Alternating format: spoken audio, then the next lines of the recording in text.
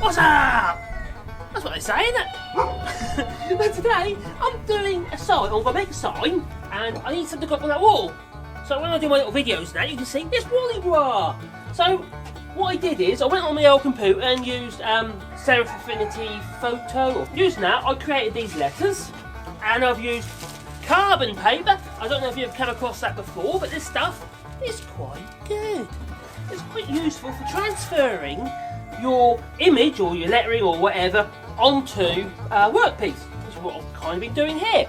And as you probably guessed, I'm partway through it and I thought, well, why don't I do a video? So that's what I'm doing. I'm doing a video. I'm making a video on me making this sign partway through.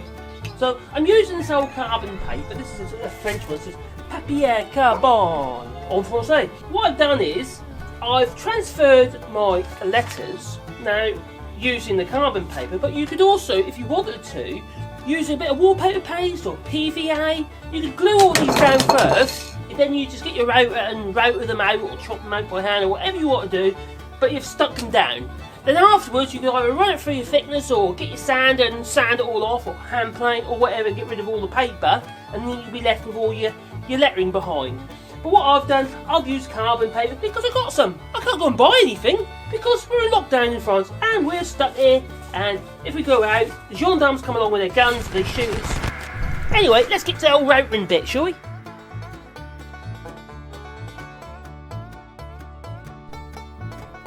Well, that's a good idea. So let's first set the router up using its depth adjuster. So we bring the bit down to the workpiece, and then I'm going to use a drill bit, like a feeder gauge for motor mechanics, to set the depth of a cut. In this case I'm using a 10mm drill bit, just using the shank of it. There you go. So I'm going to start cutting the outside edge of each letter, which has been printed onto the workpiece using, or the signboard, using the carbon paper. And I've got to try and control it with a bit of rigidity in your arms and what have you. You can't be too free in your arms because the router itself will just go where it wants to go, because it's...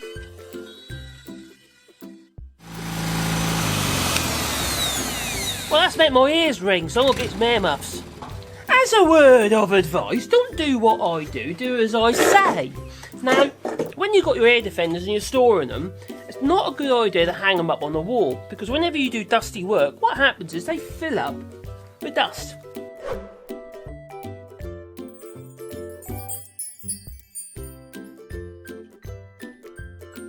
Yes, you'll get air defenders full of dust and you'll put them on your head and you'll wonder why you've got chips in your ears. Not fish and chips, but chips, you know, wood chips.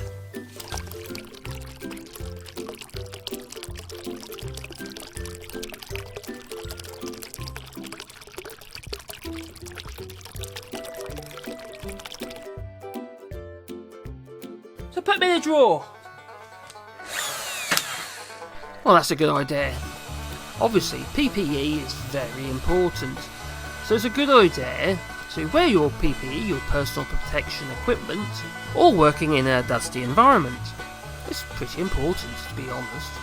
Us woodworkers need PPE as well. I have one hand which is controlling the router and the other one is pulling. So if you can see, I'm sort of stroking it. And one is giving me the control and the other one is giving me the stability and the force. And it seems to work quite well for me.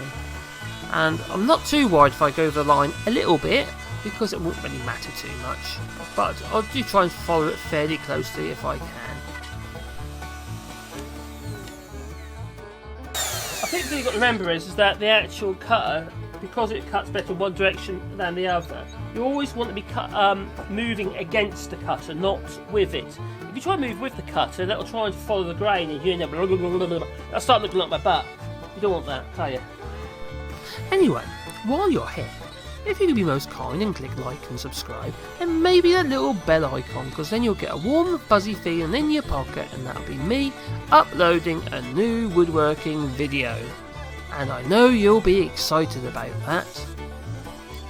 Now this little Metabo router is quite well machined. It's actually a good little tool. Now, like I said, I'm using a fluted router cutter doing this job. But for these outlines, you'd actually be better off using, in my opinion, using a spiral cutter. Well, that's the outline done. Now I've got to get rid of the inner bit. Well, they're not fez tool, but I'm actually really happy with these two routers. That's the Metabo over there. This one is the 1750 watt, 1850 watt Makita. That's the 3612C. It's quite an old router now, but they're a slightly different model now. But I have to admit, if you get hold of one of these, it's a great little routers. I'm really, really happy with them. Especially if you can get hold of a decent collar or collet for it. In this case, this is a one that you use with an Allen key. It's really quick to use. As a word of advice, if you're doing any work like this, and it's quite hard on your hands, controlling it for that period of time, and the force of the rotor cutter, that it does really, labour on your hands. So every so often, just give yourself a break and stretch out, what have you, and then go back to it and have another go. Well, this is Wally, and that's who that is. My dog. It's my Wally boy. What have you got your paw in there for? Mind you don't get cut. Mind your little paws. Yeah, please put your bum in my face. You happy up there, mate? What? Oh. That's helpful, isn't it, eh? Can I get on now, Wally? Wally, can I get on now? Can I? What?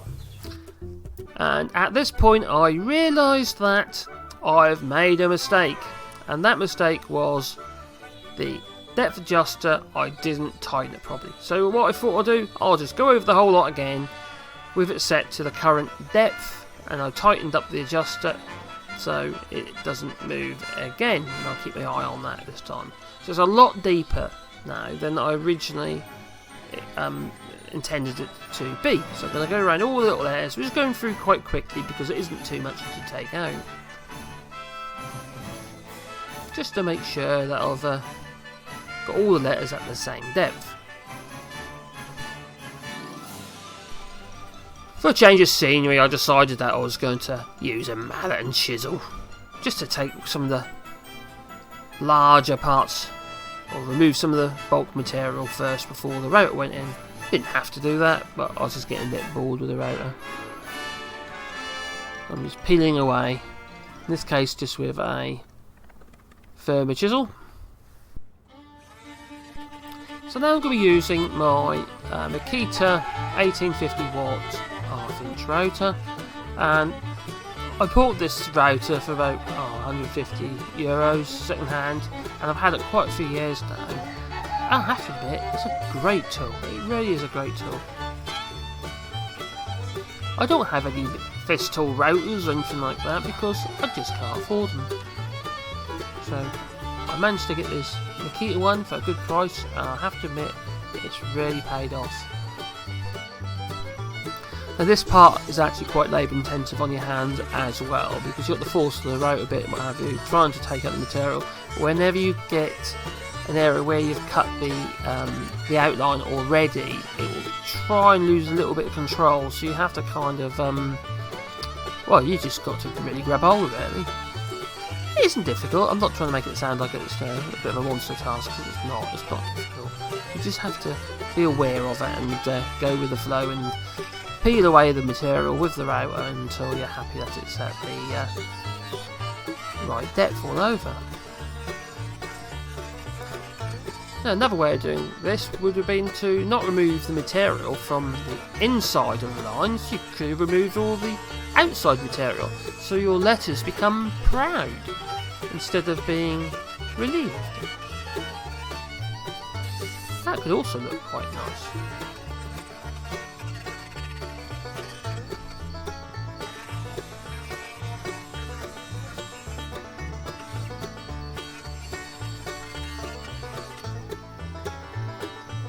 So once you actually removed some of the material with a chisel, you'll find that actually the whole job becomes that much faster.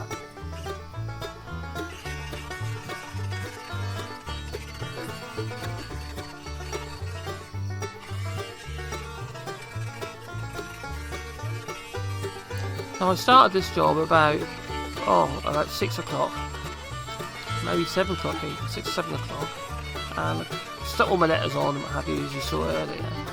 And by 8 o'clock, the sign, so probably took me a couple of hours to rotor it out, which is a fair old while really, I suppose, rotoring. But I did have breaks in between. I had plenty of coffees, for instance. It's the national hot beverage in France. Again, wine's very cheap.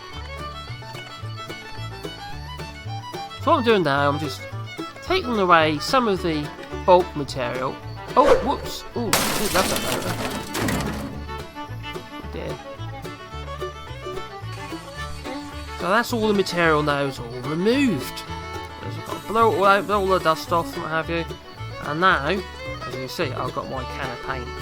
Now, I'm using tin paint like this because I can get a nice even finish on the back. So once that's all dry, and I'm satisfied that the dust is not going to stick to wet paint, wouldn't be very helpful. This stuff is quite quick to dry as well, so 10-15 minutes and that'll be well dry enough.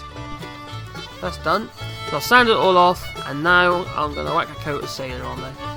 So what I've done here is I've mixed up some yacht varnish with some turpentine, and now I'm putting a thin coat on there to make sure it's nice and sealed.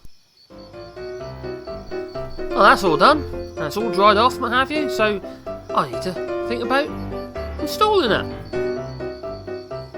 So I know where it's going to go. Somewhere. That way. Right. Left. You to me. Me to you. And I hope you enjoyed my video on me making my sign using a router and an old board that I had laying about that I couldn't use on a project because it had big knocks in it and stuff. So if you'd be most kind and click like and subscribe, and maybe the little bell icon, because then you get a warm fuzzy feeling in your pocket, and that'll be me uploading a new woodworking video, and I know you'll be excited about that. And also, if there's anything you'd like to know, just comment below.